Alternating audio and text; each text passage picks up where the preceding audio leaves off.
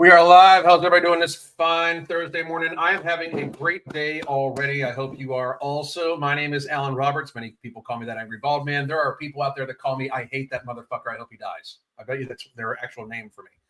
But beyond that, there's a lot of people out there that want to hear what I have to say because I, for those of you that don't know, have binge eating disorder, like horribly. Like I'm talking like my binges were in the upwards of 7,000-8,000 calories of binge. Like I could sit down and eat 10 McDoubles very easily and wash it down with a Coke and stuff like that. Like I'm a horrible binge eater.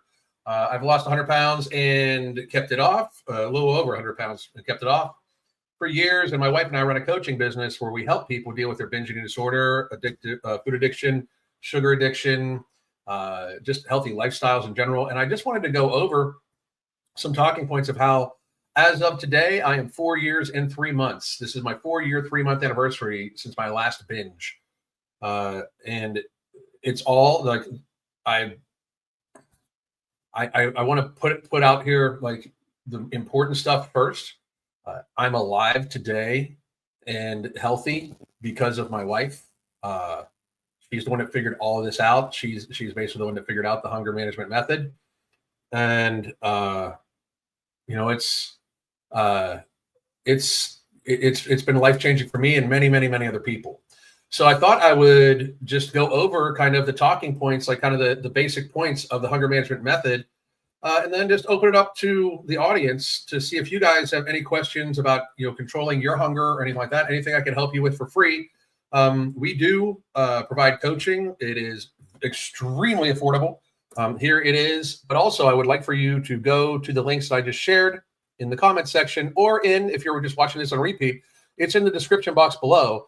But please go buy my book. It was never about your health, the COVID pandemic. It is on Amazon right now. It's doing very well. I'm very pleased. And if you've never purchased anything from me and you want to show me support in any way, go ahead and get my book. Get it on ebook, paperback, or hardcover.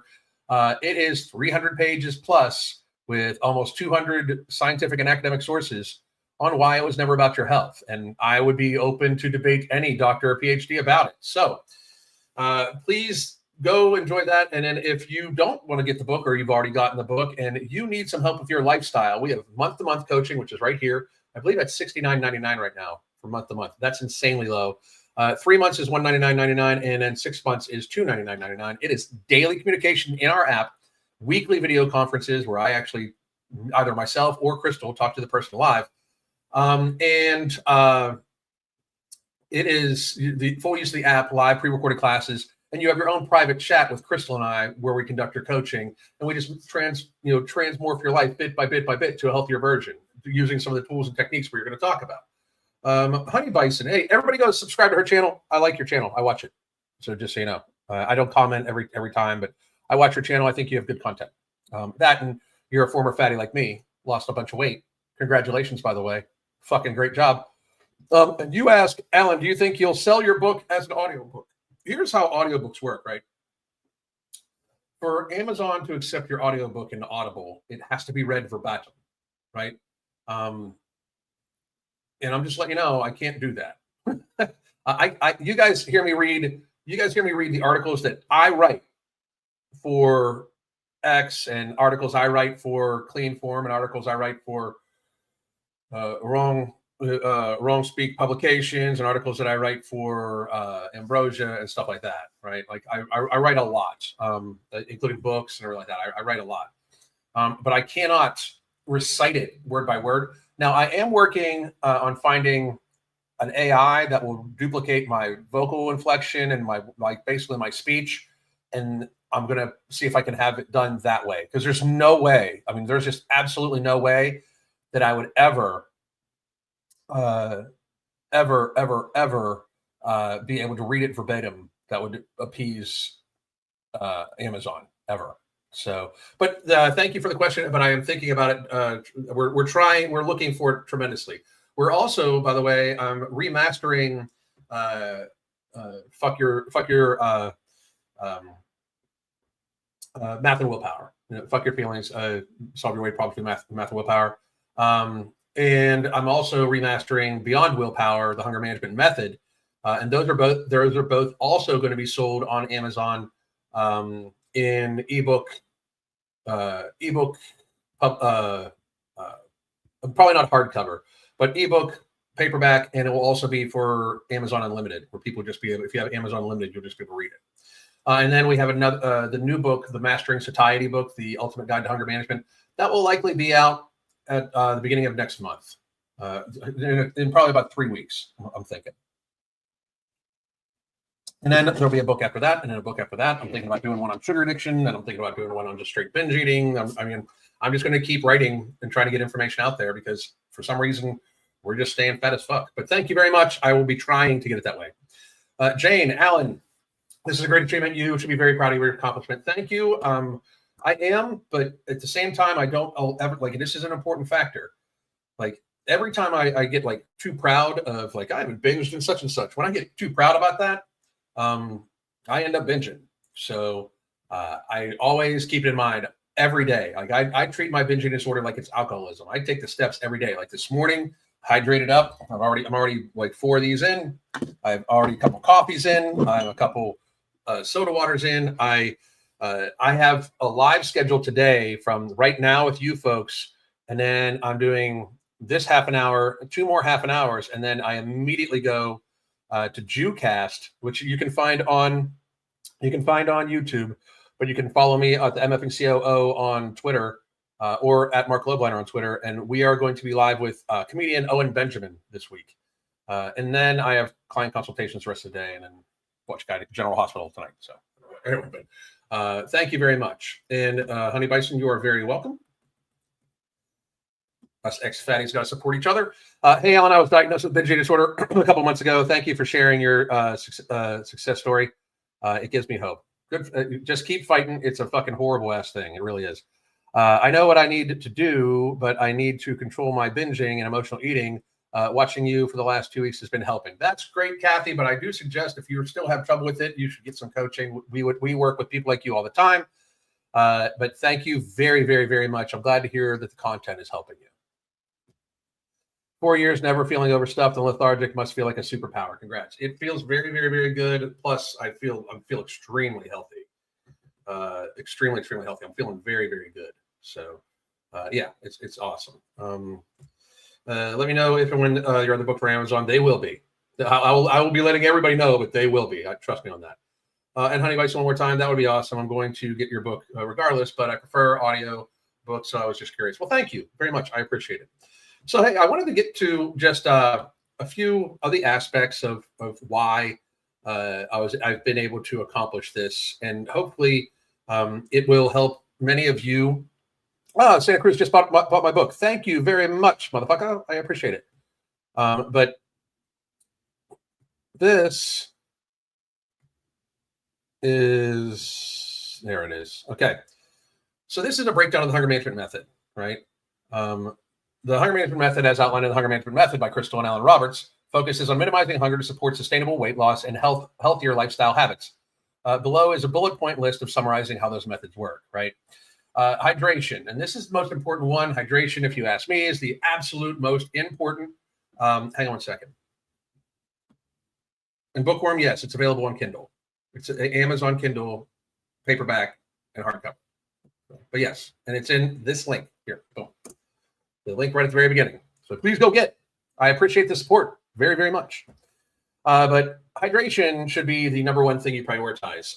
You should wake up with hydration. It should be the last thing that enters your body. Like, food shouldn't be the last thing. Hydration should be the last thing, right?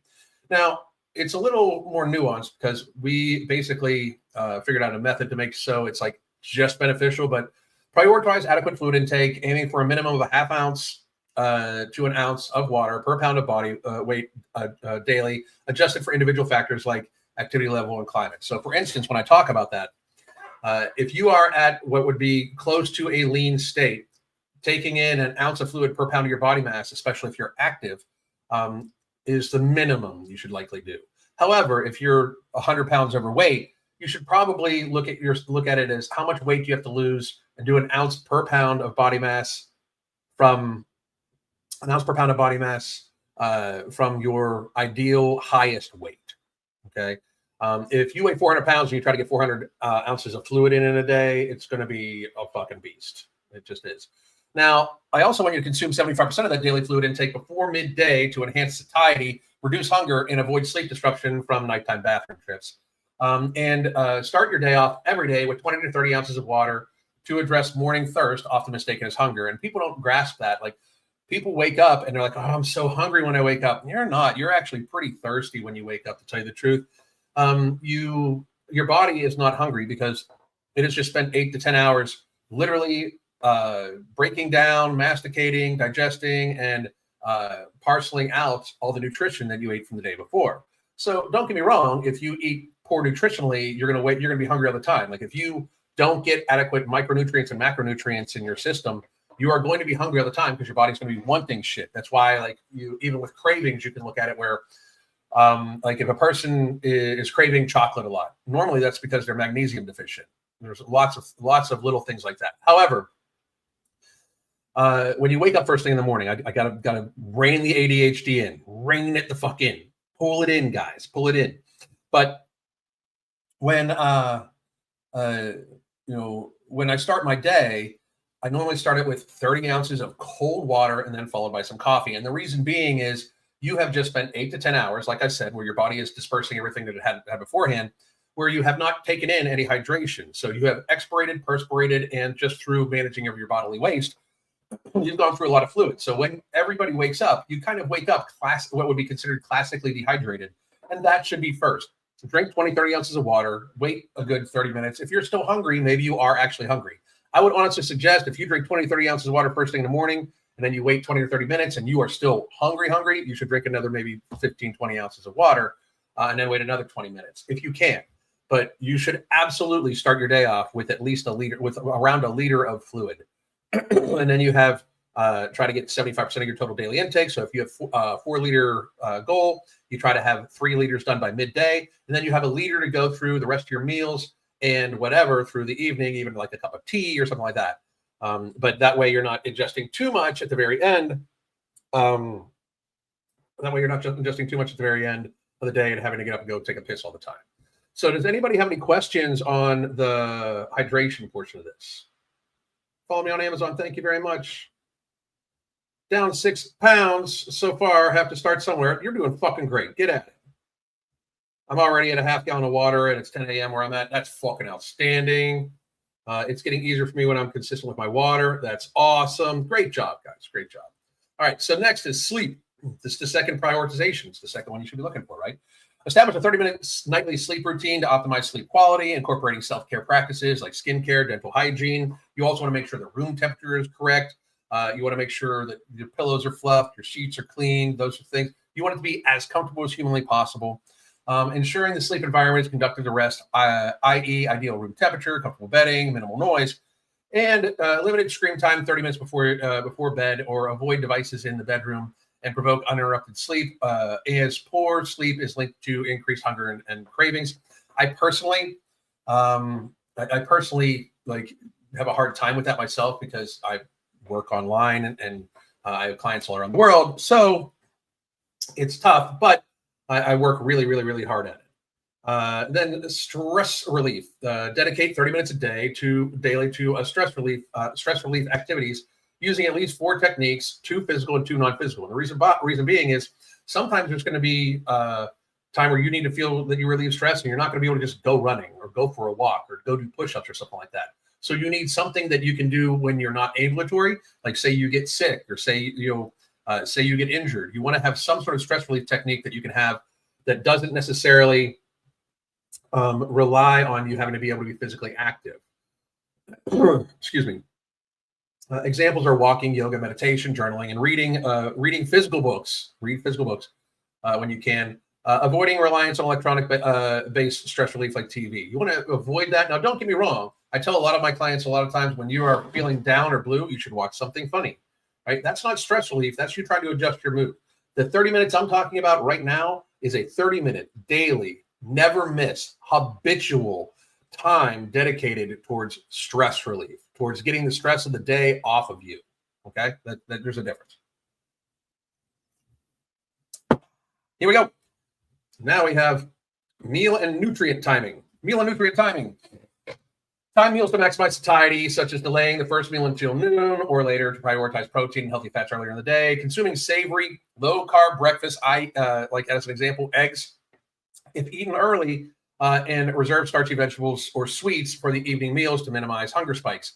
Limit ultra-processed carbohydrates and sugars to 5 to 10% of your total daily intake calorically, and make sure it's only one portion, by the way. So even if you have something that's like 0 calories, but it's ultra-processed, one portion, that's it. And treat them as an occasional indulgence. Like, people eat treats like they're food. They're actually fucking treats. Like, I saw a video from Alexandra Rodriguez today where she's talking about she needed a sweet treat dessert in the middle of the fucking day. First of all, you're a fat bitch. You literally don't need a dessert, like fucking ever, especially in the middle of the day. But you want to avoid the flavor of sweet until as far off as possible, right? I mean, if you, like, I don't eat anything that tastes sweet. If I eat anything at all that tastes sweet, until likely somewhere around 8 o'clock. Like, normally when I'm done with evening rants, I'll have like either a clean form bar, or I'll have some yogurt and berries, or I'll have something like that. But I don't have sweets during the day. Like, I don't taste the flavor of sweet until later on the day. Because if I do, I'll have a glycemic response and my body will say, hey, we want more of that shit. And that's why I don't do that. Full food relationship. This is very important. This is something I think we kind of came up with, or I say we, Crystal came up with, but we do it all the time. Assess hunger levels 2 hours after a meal using a 0 to 10 scale. 0 is overly full and 10 is ravenous, to identify food that promotes satiety versus those that increase hunger. So basically, if you eat a breakfast, say you eat steak and eggs for breakfast, and then you address it 2 hours later, and you are literally just not hungry. Like, your hunger score is like a 2. You're not overly hungry, but you're full. Like, you feel good, right? So 2 hours after, because you ate a substantial portion of eggs and steak, you should be very, very satiated. But if you eat like honeycomb, your like cereal with whole milk and sugar and stuff like that, 2 hours after, you're very likely looking for a treat, because that shit made you hungrier. It could be 600 calories of each one could be 600 calories, but the 600 calorie sugary meal is going to have you wanting more much, much sooner. And that's just biology. So something to think about. Monitor how foods affect energy, bloating, and lethargy too, because like, if you eat something at lunch every single day and then by 2 p.m. you need a nap, maybe you should eat something that doesn't make you need a nap at 2 p.m. And avoid a restrictive diet mindset, focusing on sustainable eating that feels satisfying and minimizes feelings of deprivation. We tell our clients all the time, look, if you have started to feel like you are on a diet of some kind, if you started to feel seriously restricted, we need to make some adjustments, because a lifestyle is not a diet. A lifestyle is just how you live. It's another reason why we have planned indulgences, which I believe we'll talk about here in a second too. But you have to like make sure that it's like a sustainable, healthy lifestyle for yourself. If you feel like you're on a diet, diets are temporary. That's the thing. People say diets don't work, and that is completely 100% wrong. Diets normally work 100% of the time. The person then fails to adjust their lifestyle to meet their new caloric homeostasis point after they've lost all the weight. And then they go off the diet, they go back to their old bad habits, and then they regain the weight because they eat the way they did when they were an asshole before. They eat like the same asshole from before, so they regain the fucking weight. Diets don't fail. People fail. Like, whenever somebody says like diets don't work all the fucking time. You're the loser that it fails for. I'm just letting you know that. Like, and I'm sorry that I point that out to people, but I was once a loser too with it, because I would lose a bunch of weight, think I could suddenly revert back to eating how I ate before. And that's loser talk, because honestly, you're going to regain the weight and everybody knows it. Diets work, people don't. That's the fucking problem, right? And healthy, enjoyable, habitual activity. Incorporate 30 minutes a day of low impact, sustainable daily activity. Walking, restorative yoga, housework, vigorous house cleaning counts as activity for our clients. Rather than relying on intense workouts, increase incidental activity through habits like standing instead of sitting. If you have a desk job, set an alarm on your phone for every hour on the hour, every 10 minutes on the hour, to stand up for 10 minutes and just walk around a little bit. Twist your spine, do a little chair yoga, which you can get on our app, by the way, if you're either a coaching client or you're just on our app. So that actually helps out, because now you're adding calories that you wouldn't have spent. Plus, you're helping take pressure off of your lower spine. If you spend a lot of time sitting like I do, I try to do some stretching every couple hours just to relieve this, just to decompress my spine, because right now I have a whole bunch of big shoulders sitting on my lower back. So that works. And then build a positive relationship with activity as a lifelong habit. Avoid exercise as punishment or primarily weight loss tool. So that by that I mean like all the physical activity you do, you should like it. Like at no point in time should you be like, when you're trying to lose weight and develop a healthy lifestyle, like lifestyle should be about shit you like to do for the most part, right? You should like the food you eat. Like I just had a big fat ass fucking ribeye steak. It was goddamn delicious. Honestly, it felt indulgent, and it was a ribeye steak. It's what I eat every day. So I feel like I'm indulging almost every day. But you have to like it. You have to like the activity you do too. Like I am not ever going to be a physical long distance runner. I am jogging a little bit every day. I'm doing some sprints every day now. One for calorie burn, as it's my lean out time of the year. But two, I just want to still be able to fucking get up and go, even though I'm going to be 54 this summer. And I can still get up and fucking go. And my box jump is still around 50 fucking inches. And Crystal's a fucking genius. She's just a fucking genius. My coach is amazing. And I'm lucky that she's also my wife. But,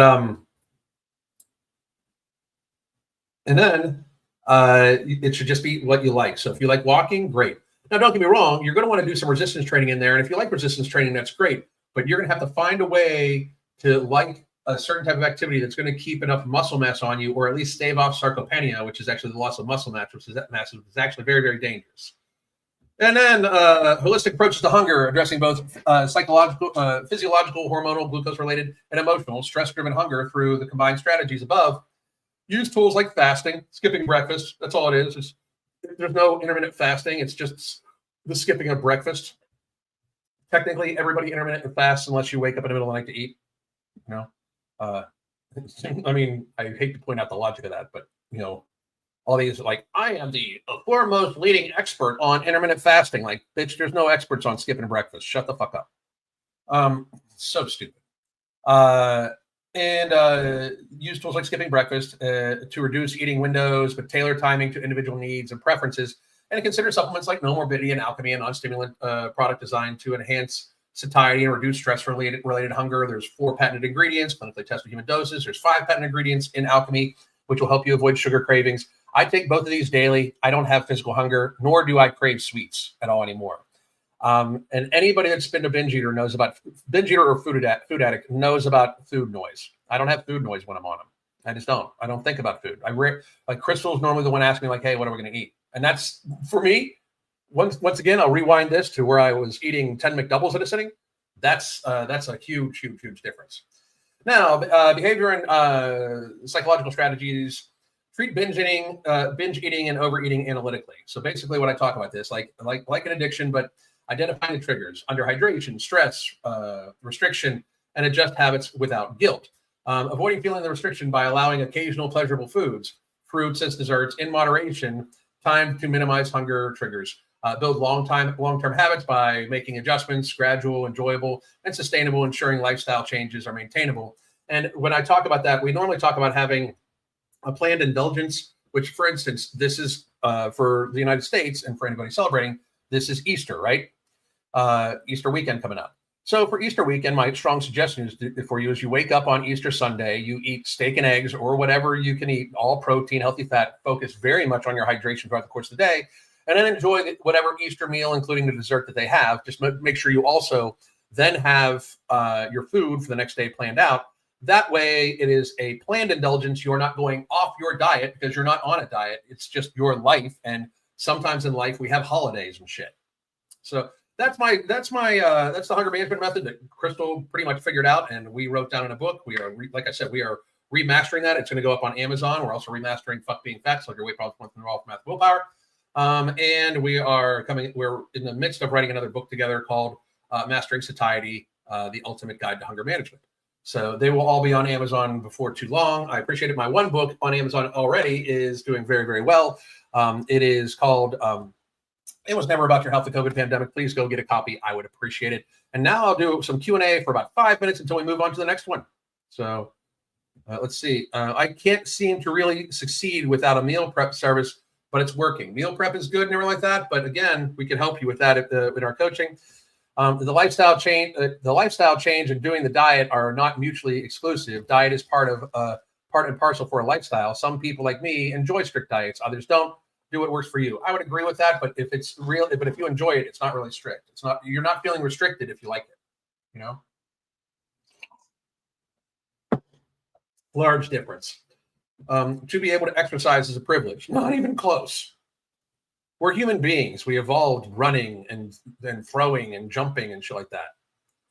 To exercise is to be human, not a privilege. Fuck, the word privilege is just so overused in our society. It's wild. Intermittent fasting working out, like actually being physically active, should be seen as like a duty for just being human.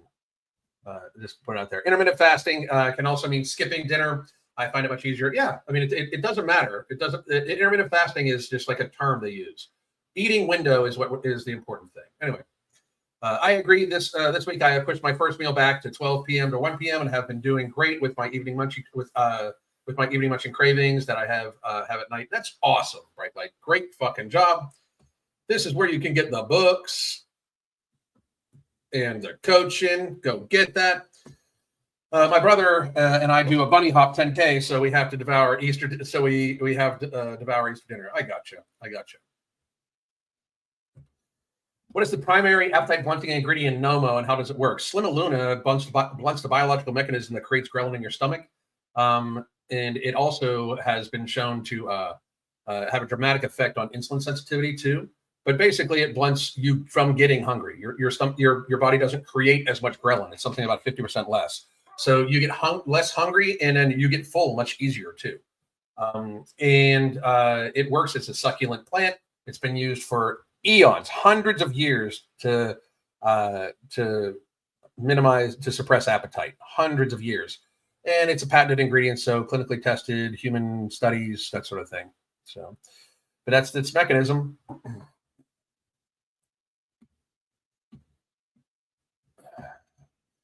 I'm going to make sure I get a walk in Easter. Good. Give